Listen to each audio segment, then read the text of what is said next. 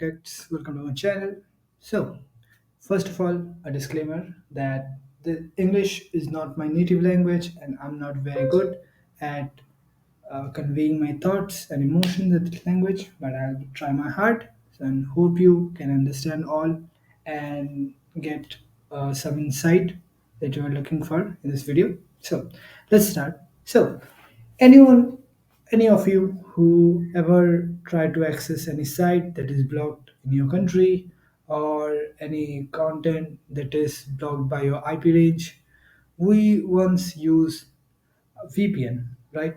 It may be a free VPN, it may be paid, but mostly we know what VPN is. It masking our IP, which help us to mask our IP and get access to the data that we are looking for. It might be a site, it might be videos, it might be any research publications. There are many of the things that we can access through VPNs. But it's not only that we need VPN for accessing data that is blocking in our country. We also use VPN in our day-to-day life, in our many servers, and for the security purposes. So one of the main reason that we use VPN is for the security. So if there is a say a login page for your organization that only your employee need to access, and you don't want a brute force attack or any DDoS attack on that particular page or on that particular application, you may need a VPN on them. So only your organization employees or the employees from your organization or the people that you only give access to can access that particular site. Otherwise, nothing will return and the app will be anonymous from the internet. So for this purpose, there are a lot of VPN that we have, and for example there are OpenVPN, there are Wireshark. They both have enterprise and the open source uh, projects of them, and many people use many of the things. But what we are here to explain, or what we are here to discuss about, is that that particular VPN that is we are here to discuss for is that Tailscale. So let me explain what is a Tailscale. So Tailscale is a kind of a VPN that we use in our day-to-day life. It's same exactly that, but the most interesting and the unique selling USP of this particular software is that this doesn't need to make any lot of configuration on this particular machine which are you going to deploy.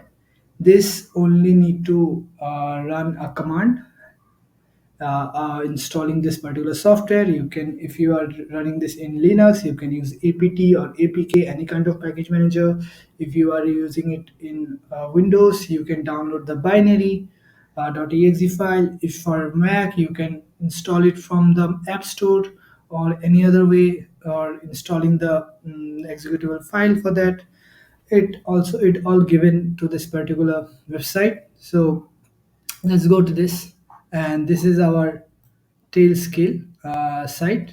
And let me know that this particular software is very popular in a lot of companies that is coming out. It's quite new, and a lot of people use that. As you can see in here, there are like many companies that are using that.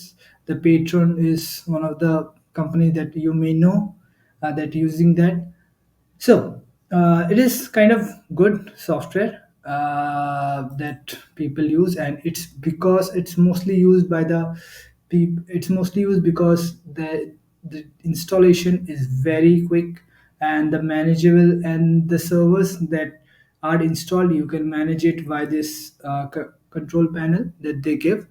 And the most important thing in here is that it's charging way. So it didn't charge you how many machines you have, but it will charge you how many users you have. So it means You can have 100 machines attached to your overlay net or the Tailscale VPN. You can have like hundreds of machines under the VPN, but it won't charge until you it won't charge on the basis of the machine, but it will charge on the basis of the user that are accessing. So it's quite very interesting way to charge something, and that's why people like that, because when you are using VPN, you may not use only one machine. I mean, for one machine you may need to deploy it for multiple machine when you are working for a big corporation. So yeah, so that's why it is quite popular. And let's talk about that, how it's actually work. What's the underlying system that Tailscale do to make this so sophisticated and working? So let's go to that. Like, Tailscale network is like we for the main important thing that on Tailscale that actually differentiated from other VPNs is that Tailscale doesn't actually mask your IP.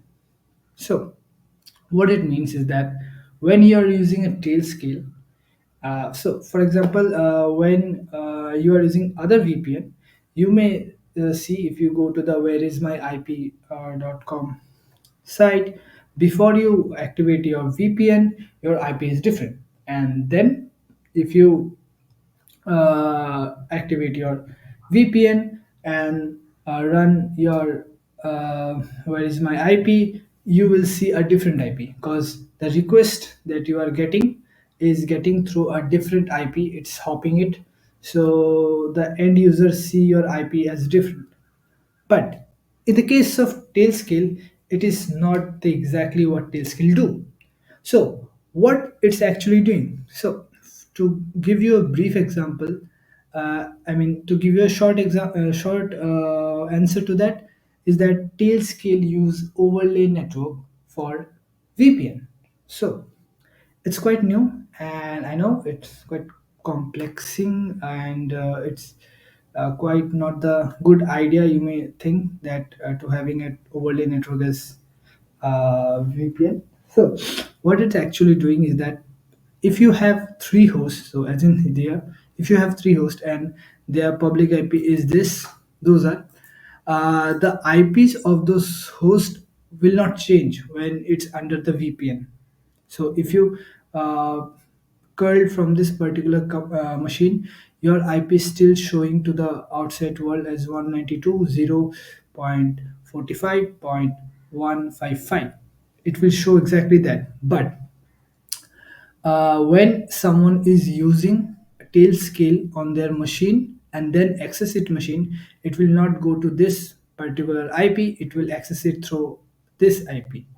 So Tailscale uses overlay network, so your whole traffic routes that coming from Tailscale will go to Tailscale overlay network. It will not make effect with any other software that using a particular IP of this host. So, and that's how it's going. That's how it actually works, and that's why many of the web hosting companies or companies that have multiple servers use this kind of software which have overlay network VPNs like Tailscale, and that's why it's quite popular. So uh, in here, as we learned that how Tailscale actually work internally, and why people use that, and one of the main reason is that it didn't mask your IP, but it actually provide you the VPN. You can't access the particular server if you are not connected with VPN, and then you can port the IP, the Tailscale IP with port of your service, and that's how your service is only reachable through the IP of Tailscale, which is under the overlay, and no one able to access it without having a Tailscale installed on their machine and adding to your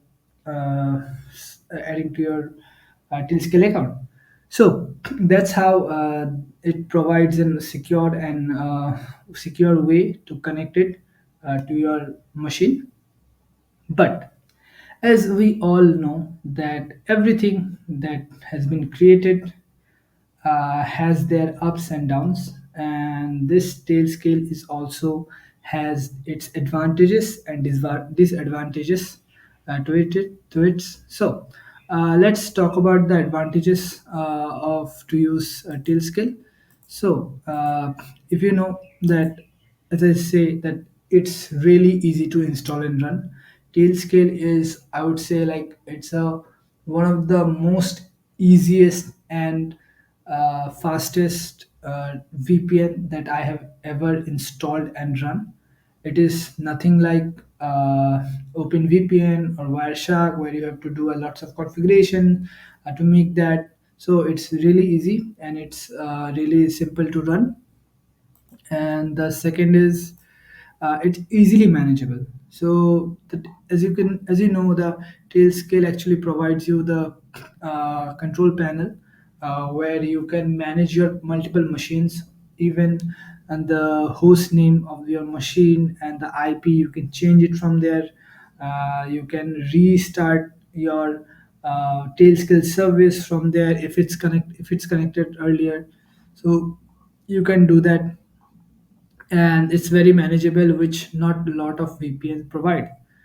And the second thing is that not much configuration has need to deploy. So as I told that you don't need a person to sit on when the tail scale need to change. So for example, if you need a different type of configuration or different type of service in attached to the tail scale, it you can do it very much without even touching your server, and that's very cool to have, because not many VPN service give you. Okay, so that is are the most like advantages that Tailscale gives to us, and there are a lot more advantage to use Tailscale, but it comes under the use of like a generic VPN. So I left them out. I only added those advantage and disadvantage that are specific to Tailscale. So you all know. So let's go to the disadvantages of Tailscale, and I would say that the disadvantages Tailscale that I have faced is one of the big ones. And and so let me give you a brief description that the organization that I have worked for and used that tail scale for very like 1 year, and then we have to move to a different VPN, which due to the reason that I'm giving in here, and it was a deal breaker for us because it was very hard to fix those. So, what was the first disadvantages we have is that Tailscale got logged out the servers after some months. So yeah, when you are using a Tailscale, when you are installing it on a server, it comes up right, it works fine, but for like 4 to 5 months, after 4 to 5 months your session got deleted automatically, it will got logged out, and what happened after that, you will not able to access your application will be like down, because no one able to access that, and that will cause your company a great money, okay, and a great of amount of time that may use for any other work that you may need it. So that's a very big thing that was there. So we have to go like 5 or 6 months, and like go to all servers and re do the tail scale up command and check everything that it is working properly. So it's a kind of a hell, but let's go to the next point, and that is Tailscale try to override your machine's host file. So that is one of the biggest thing that we face while using the Tailscale. And Tailscale didn't even try to fix that.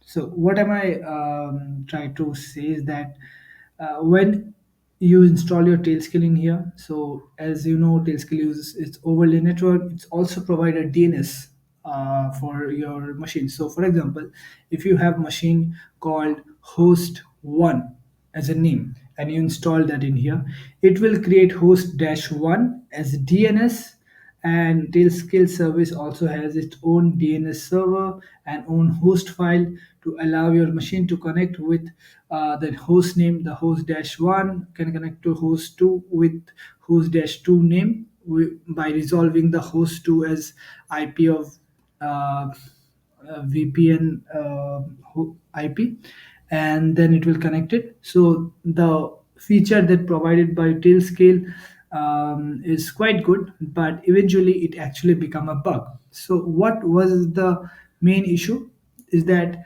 when you are using it, your machine's host file tried. I mean, your Tailscale tried to overwrite your machine's host file, and eventually it will does because Tailscale run as a root. And what it does is that after you do that, if you are running any Docker container on here, it will clash with your Docker service. And what it will do is that it will make your DNS service obsolete of your machine. And if you are trying to connect, try to run curl command or anything to the outside world, it will fail because your DNS and the host file is override by your Tailscale, and Tailscale don't do that quite right. So, and that is the main reason that why we change the tail scale to, I mean, why we shift the tails servers from tail scale to zero tier, which is, I mean, quite good for the moment. And if there is any issue on that, I will also make that video on tail zero tier. But so that is the most disadvantages, and I would say like biggest disadvantages to use Tailscale. And like it's a quite hell. I would It's my personal belief that you shouldn't use Tailscale unless you know its disadvantages. And if you are using something, an orchestration tool in your machines, do not, I emphasize, okay, I emphasize to this particular word, do not you use Tailscale on nodes or servers which are using Docker containers, which are having a Docker container in it, because this will eventually gonna uh, clash with your Docker service and your host file, and your application will not able to connect with outside world. Your application will fail. If you are using any APIs like a payment gateway, it will fail and it will cost you money.